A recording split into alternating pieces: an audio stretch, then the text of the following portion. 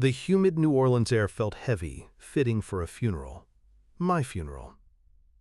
According to the forged death certificate my cousin Marcus had so kindly arranged, I was lost at sea. A tragic end for Elias Vance, owner of Nomad Maritime Logistics. He was after the family fortune, of course, my fortune.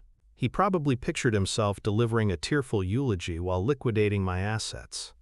He thought a storm had claimed me somewhere in the Atlantic, but the storm coming for him wasn't on any weather chart.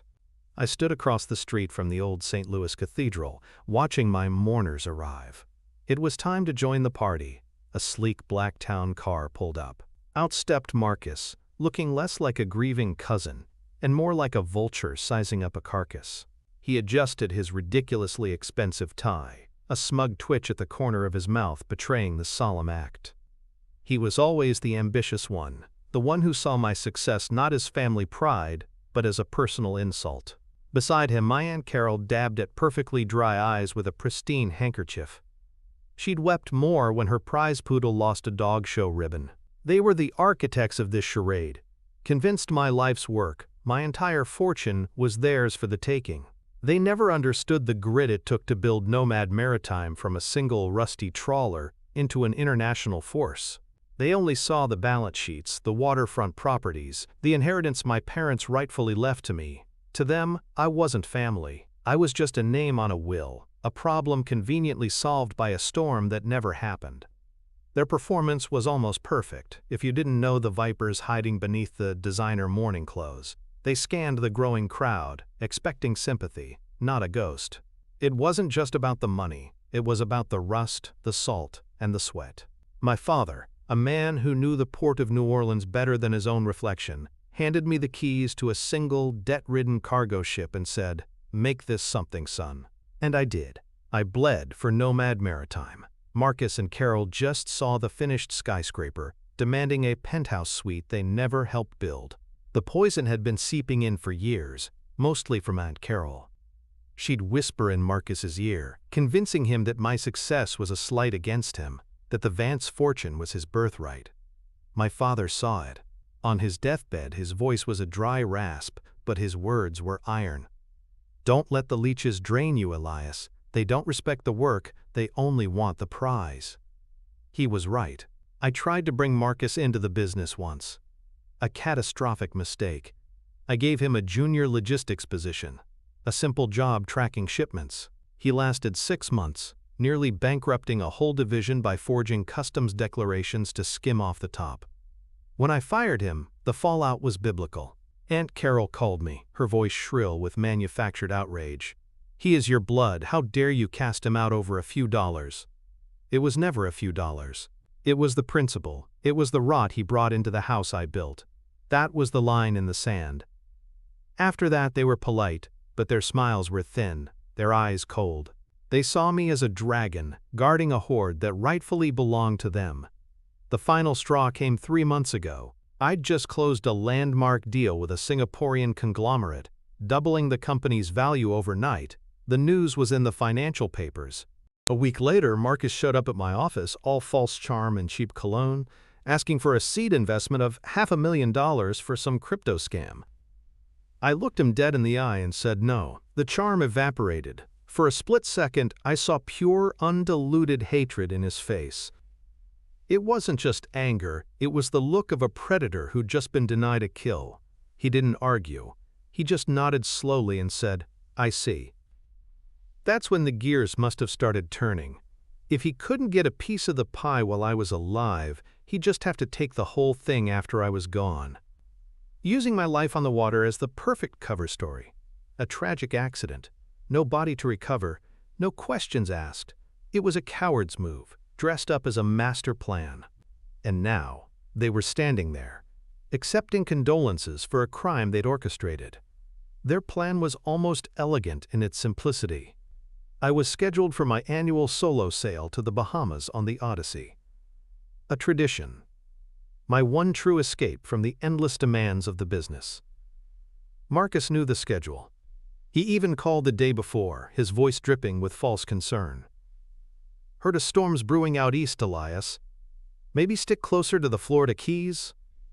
He was trying to steer me directly into the path of a predictable squall line, a perfect scapegoat for what he'd really planned.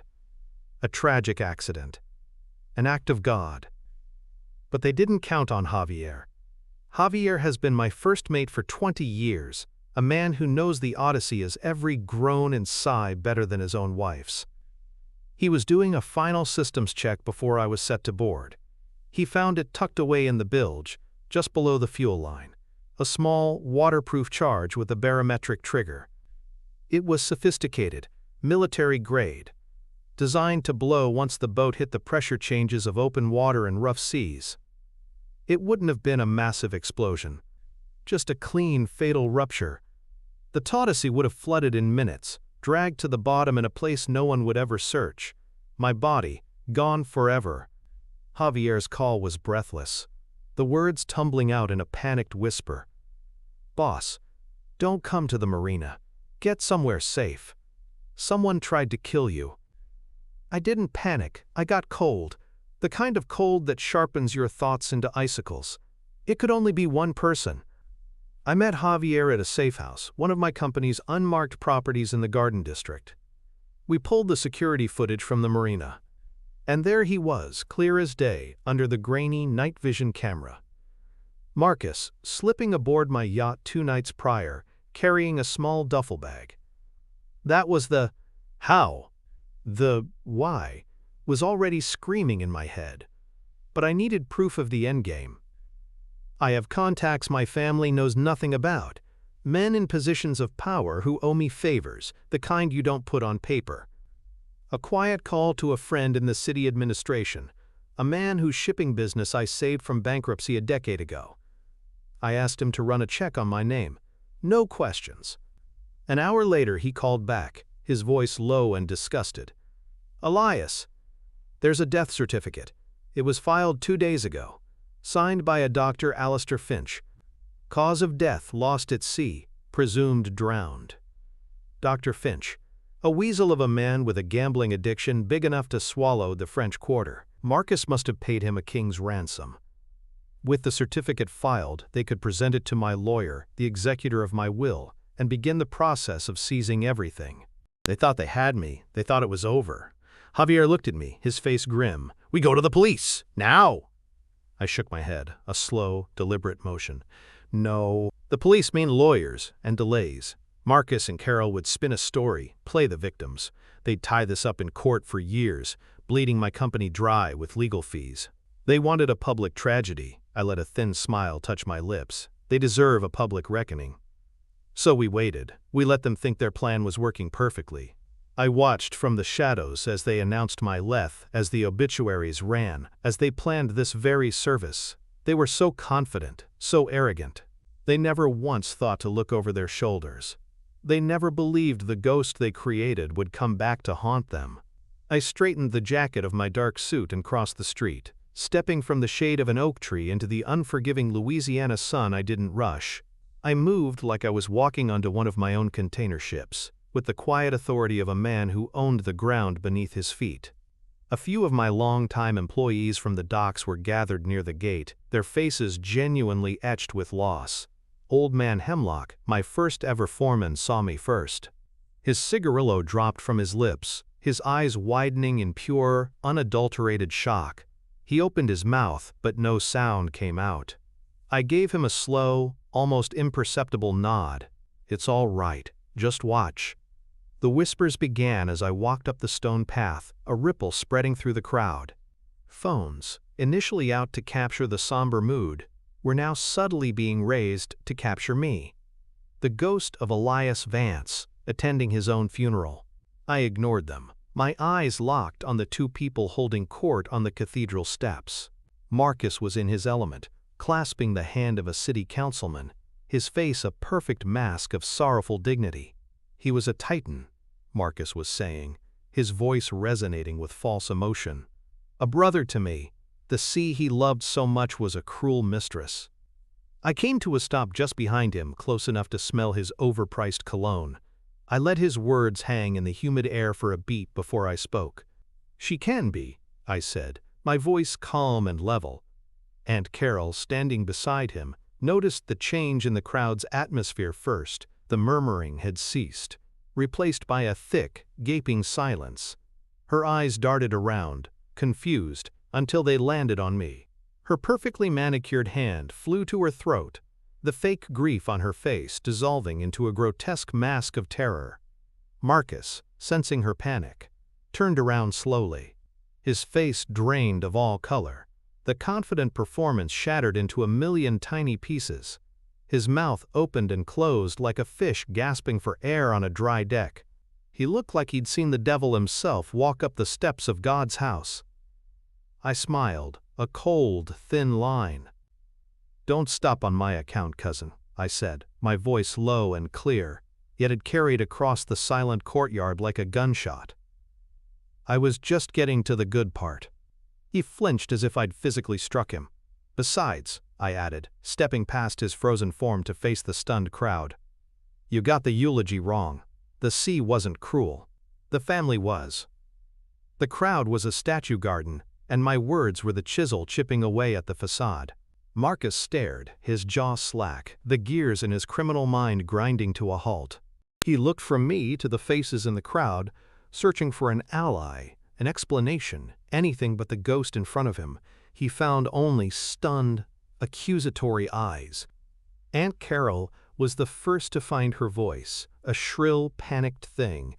"Elias, my God, we thought you were dead. It's a miracle." She rushed forward, arms outstretched for a hug, a desperate attempt to recast the scene from a confrontation into a joyful reunion. I didn't move an inch. I just held up a hand, stopping her cold.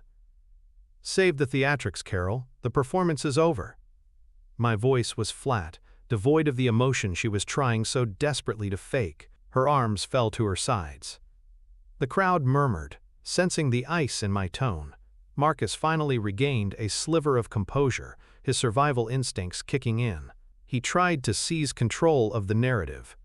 "Elias, what is this? You disappear for weeks, you let us grieve, and then you show up and do this. Are you all right? The pressure, the business, maybe you need help." He was trying to paint me as unhinged, to turn their crime into my mental breakdown. It was a classic Marcus move: deflect, deny, attack. "I've never been clearer in my life," I said, turning my attention from him to the assembled guests. I recognized many faces: business partners, competitors, old friends of my father, my audience. I apologize for interrupting my own funeral, but there are a few corrections to the record I need to make. I took a step forward, commanding the space on the cathedral steps. My cousin is right about one thing. He did believe I was dead. He was counting on it. I let that hang in the air. Marcus's face hardened. "This is insane. You're delirious." "Am I?" I reached into my jacket pocket, not for a gun, not for a weapon, but for my phone. "Let's talk about my boat, the Odyssey, not Uncautus. You all know I was scheduled to sail to the Bahamas. Marcus was so concerned about my safety, he even called to warn me about a storm." I looked directly at him. "A storm you were hoping would cover your tracks."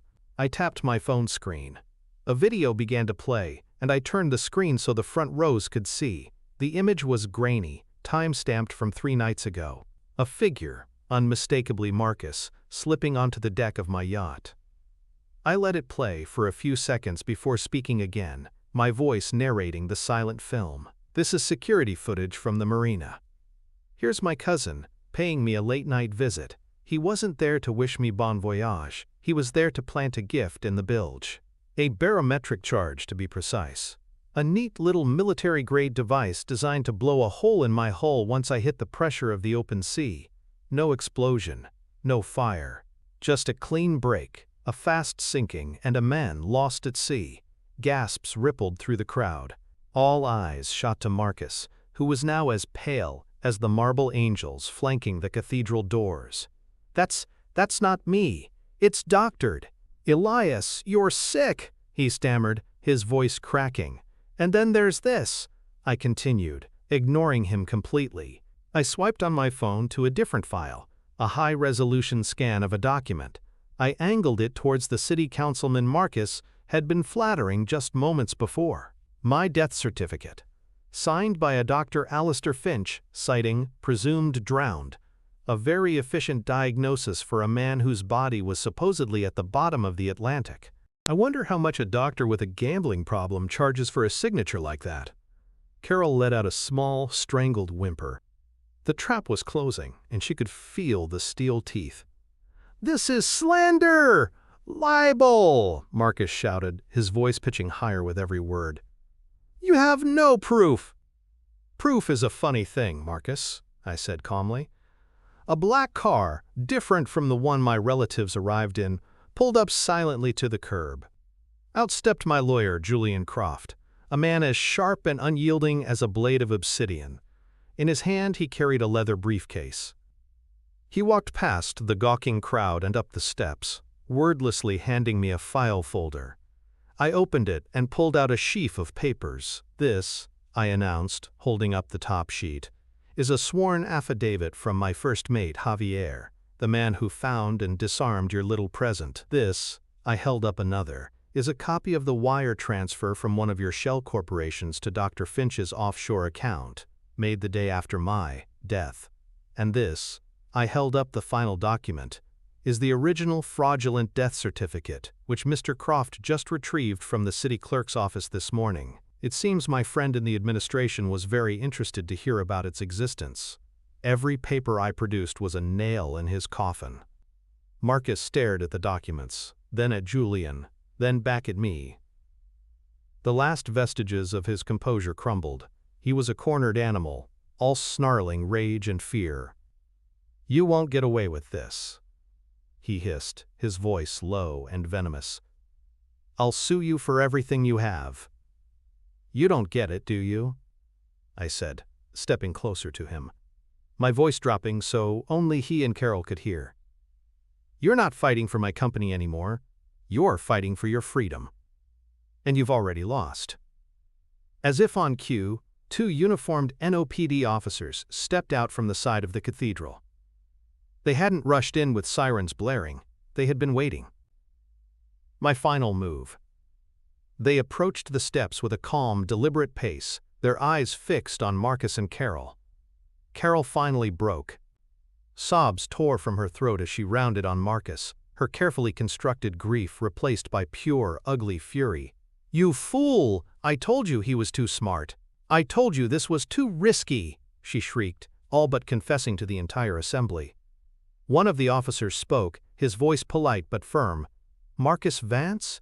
Carol Devereaux? You need to come with us." Marcus didn't move. He just stared at me, his face a canvas of pure hatred. In that moment I saw the pathetic man my father saw in him, the weak, grasping boy who could only break what others built. He lunged, not at me, but at the papers in Julian's hand, a desperate, clumsy attempt to destroy the evidence. The officers were faster. They pinned his arms behind his back with practiced efficiency, the sharp click of handcuffs echoing in the sudden silence. "This isn't over, Elias," he snarled, his face contorted with impotent rage as they forced him toward the steps. "I'll burn you to the ground for this." "You already tried," I replied, my voice a blade of ice. "You failed." Carol was a ruin. Her shrieks had dissolved into hiccuping sobs as the second officer gently but firmly guided her away. She didn't look at me. She couldn't. Her world, built on a foundation of envy and entitlement, had just been demolished. The designer mourning clothes now looked like a costume for a tragedy she had written for herself. I turned from their pathetic exit to face the crowd, my crowd. They were my city, my business community. Their judgment mattered more than any courts. I held up a hand, not for silence, but as a gesture of command. "My apologies for the scene," I said, my voice carrying the weight of the moment. "The funeral is, obviously, canceled. My family, however, will have much to mourn." I paused, letting them absorb the double meaning. They didn't just try to take my life. They tried to take my legacy, the company my father and I built from rust and salt water. I looked over at Julian, who gave me a slight, grim nod. The next phase was ready. When Marcus and Carol filed that fraudulent death certificate, I continued, my voice calm and methodical, like a captain plotting a course through a storm. They didn't just commit a crime, they made a business decision. Believing they were days away from inheriting my entire estate, they became reckless. They leveraged everything they had. They took out massive loans against their future assets, my assets, to pay off people like Dr. Finch and to secure what they thought would be their new empire. I saw comprehension dawn on the faces of the business leaders in the crowd. They understood. This wasn't just about prison. This was about total annihilation. My company has a financial intelligence unit, I explained, letting the words sink in. They're very good at their jobs. Over the past 48 hours, while I was legally dead, they were very busy. They traced every dollar. And then, they bought the debt. All of it. A collective intake of breath swept through the courtyard. This was a move of utter ruthlessness, a corporate execution. Marcus, being forced into the police car, heard me. He stopped struggling and turned, his eyes wide with a new kind of horror. The thought of prison was one thing. This was something else entirely. This was damnation. "That's right, Marcus," I said, walking slowly down the steps toward the curb, meeting his gaze. "The bank that holds the mortgage on your aunt's precious Garden District home? That's me now. The creditors circling your disastrous crypto venture? Also me. Every penny you borrowed, every promise you made, every last shred of your financial existence, you owe it all to me." His hatred curdled into sheer, abject terror. He had wanted to be a king. I had just made him a pauper, crummy pauper. You can't," he whispered, the fight completely gone from his voice. "I can," I said, stopping just a few feet from the open car door. "While you were picking out a casket, I was signing purchase orders. While you were writing my eulogy, I was liquidating your portfolio. You wanted a piece of Nomad Maritime Logistics so badly, congratulations. Every cent you earn for the rest of your life will be garnished to pay back the company you tried to steal. You won't just be a ward of the state, you'll be an asset on my books. A very, very poorly performing one." Carol let out a final, agonizing wail from inside the car. The sound of a life ending.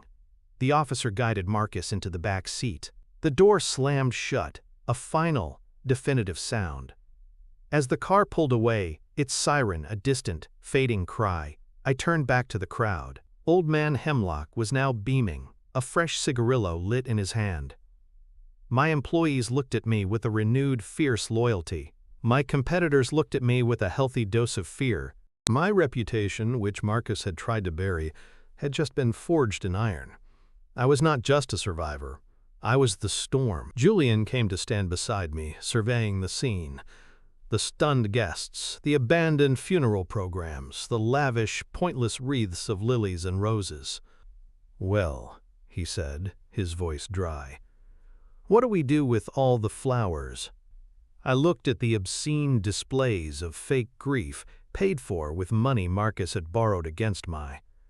I looked at the wreaths, a monument to their greed, suffocating in their own perfume. "Send them to the port," I told Julian, my voice steady. "Have the men lay one on the bow of every ship that's leaving tonight. Let them be a reminder that Nomad Maritime is still sailing. The image of their poison flowers adorning my fleet, carrying my name out to the world, felt like the perfect postscript." Old Man Hemlock pushed through the last of the gawkers, his weathered face split by a grin. He clapped me on the shoulder, his grip as strong as a mooring line. "Your old man would be damned proud, son," he said, his voice thick. "He always said you had more steel in your spine than a container ship." I gave him a rare, genuine smile. He was a good judge of character, Hemlock. Taught me how to spot a rotten hull a mile away. I just got a little too close to this one. My eyes drifted up to the cathedral spires, stark against the blue sky. Marcus and Carol had tried to use this sacred place to sanctify their lies, to bury me under the weight of tradition and false grief. Instead, it had become their public confessional. My father's words echoed in my mind, clearer than they had in years. They don't respect the work, they only want the prize. Today the work had won. I turned back to the remaining guests. who were no longer mourners but witnesses to a resurrection. I didn't need to shout. My authority had been re-established. "Thank you all for coming," I said, my voice projecting easily across the courtyard. "Nomad Maritime has a busy day tomorrow. We have schedules to keep."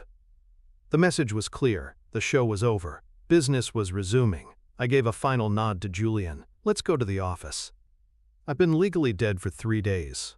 I imagine there's some paperwork to catch up on." He almost smiled, just a bit. We walked down the steps, leaving the whispers and the lilies behind. The humid New Orleans air, which had felt so heavy just an hour before, finally felt a little lighter on my shoulders. I was no longer a ghost. I was back in command. I have to ask you all, if you were standing in my shoes, walking into your own funeral, what would be the very first thing you'd do to expose them?